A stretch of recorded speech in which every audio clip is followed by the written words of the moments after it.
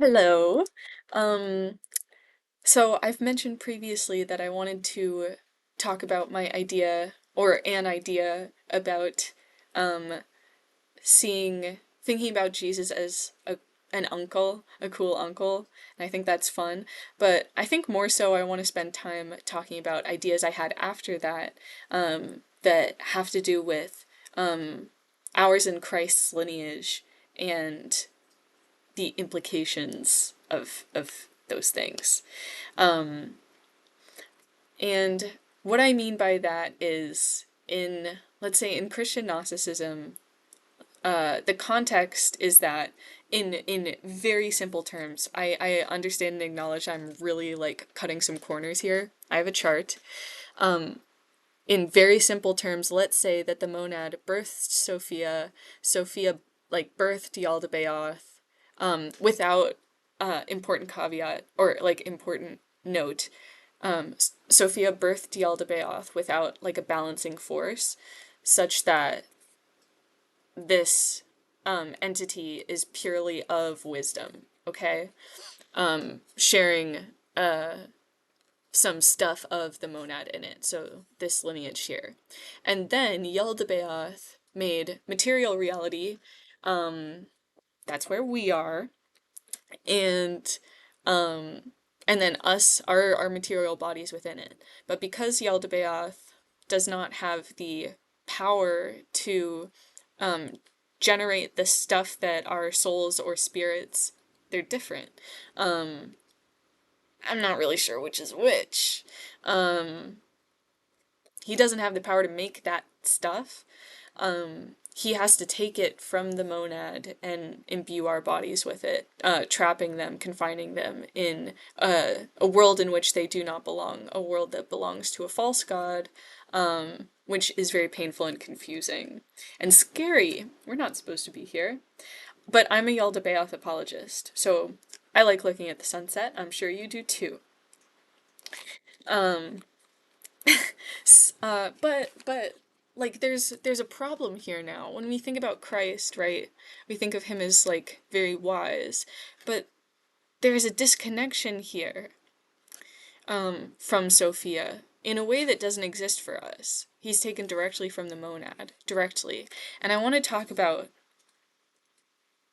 timing and space and material versus what the rest of everything is made of, and putting it in and like trying to think of it outside material terminology. I think that's where I am getting stuck. So if Jesus came not from Yaldabaoth, I'm going to read from my notes a little bit, but if Jesus came not from Yaldabaoth and was not delivered into our world through Yaldabaoth, and even we aren't necessarily in our world, I think that's a compromise. But he came directly from the monad. Then I think that we really have to consider whether birthing Sophia or a Sophia existing who acts outside of the observation, permission, and direction of the monad, outside of his realm, then that Sophia is, let's say, not present at the time, then that Jesus now has to be sent to correct hers and her son's mistakes. Then that means wisdom had no influence in the generation and direction of Christ. So this assumes a lot of stuff. First of all, that generating Sophia at all removes wisdom from the monad as if it were matter, as if it were material. Like when you think about these cosmic deities, it's not like you have a lump of Play-Doh and then you like pull a chunk out and then this is wisdom, this is Sophia. It used to be part of this, but now it's acting outside of it.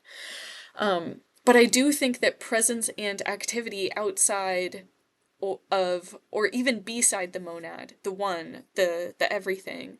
I think that her acting in a way that's abstracted from the oneness in any way must occlude her from participation, direct and discrete participation and influence in the action and influence of the monad at that same time. Okay, and thereafter, perhaps, if she remains banished. I don't know.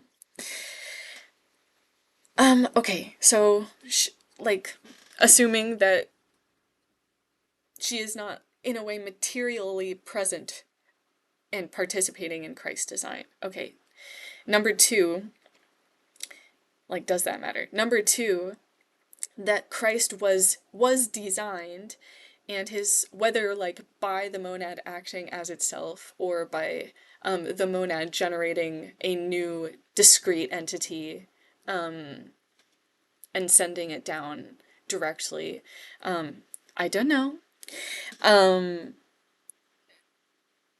Then yeah, like whether his soul was directly plucked from the monad like ours, or whether it is a piece, whether he is the monad, like acting materially. I think the same question is potential of the importance of Sophia's presence. Like, we're treating everything like matter, but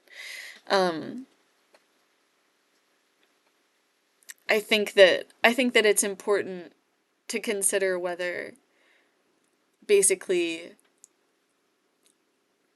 the generation of Christ is really an answer to our troubles here.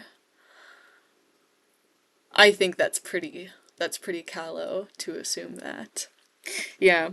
And then I have a third assumption, which is that our delivery is more because of Yaldabaoth than the monad. To say that, and that's to say that, like, we are more Yaldabaoth's children than the monads, which is a tough sell because he may have generated our bodies, but, like, Yaldabaoth may have generated the stuff of our bodies, but, I mean, are we our bodies, or are we our souls, or are we a mix of both? So are we equally from Yaldabaoth and the monad, or more from Yaldabaoth or more from the monad? I think however you look at it, whether we are a mixture of our souls and bodies, or discretely one or the other, our lineage is from the monad in a similar way to Christ's, just that there's stuff of monad inside us and inside Christ, whether in this direct way or not. But we have direct connection to wisdom. Yeah. Okay? And that wisdom may not have been present at the time of Christ's generation. Okay? That's all I'm saying.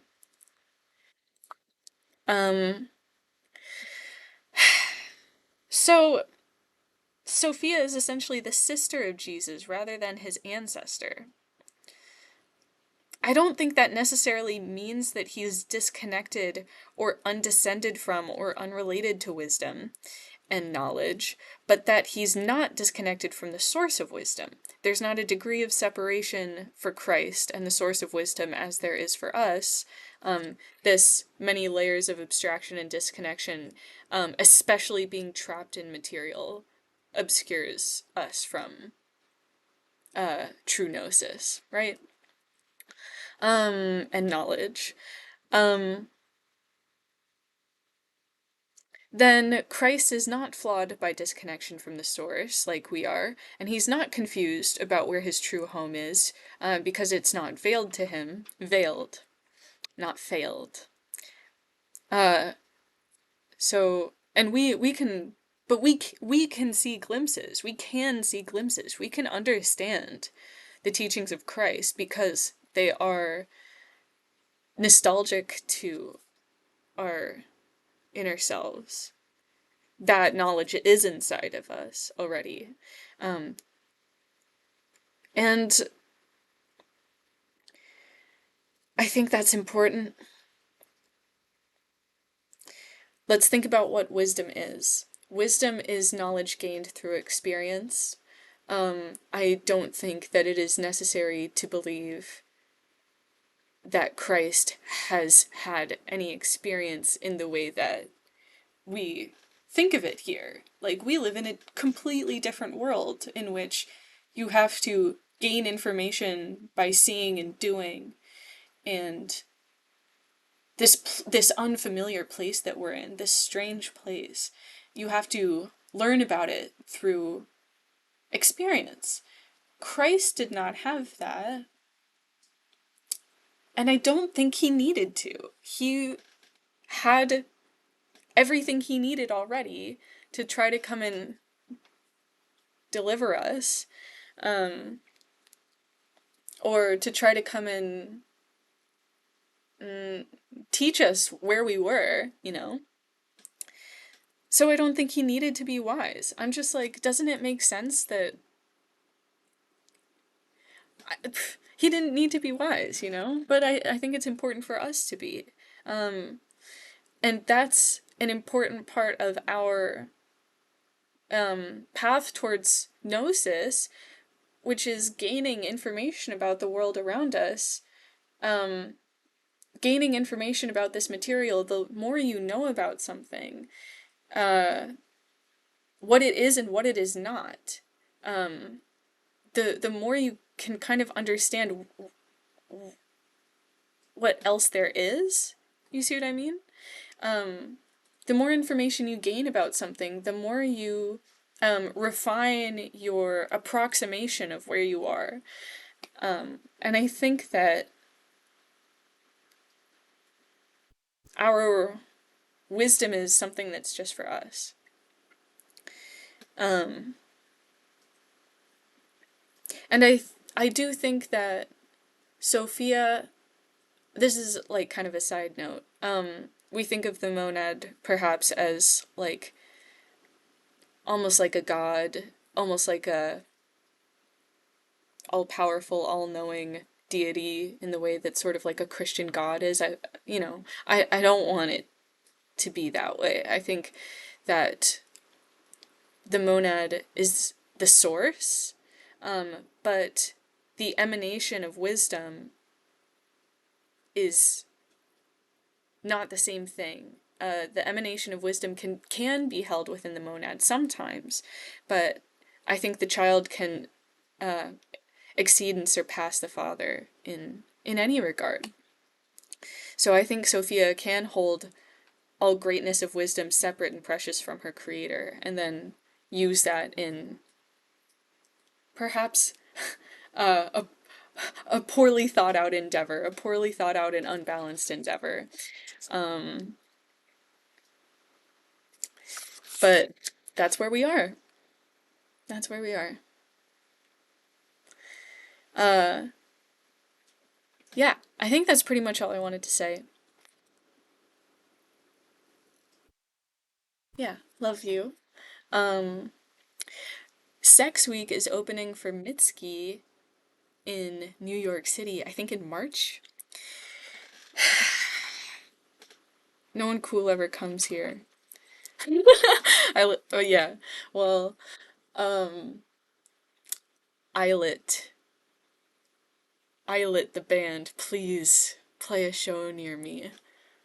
You can hear me right now. Play a show near me. Islet.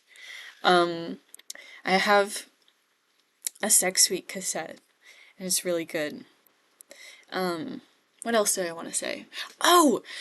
I've been really enjoying Motherfucker I Am Both. Predictable by Sheerling. Oh my gosh, listen to it. Okay. Thanks for listening. Mwah.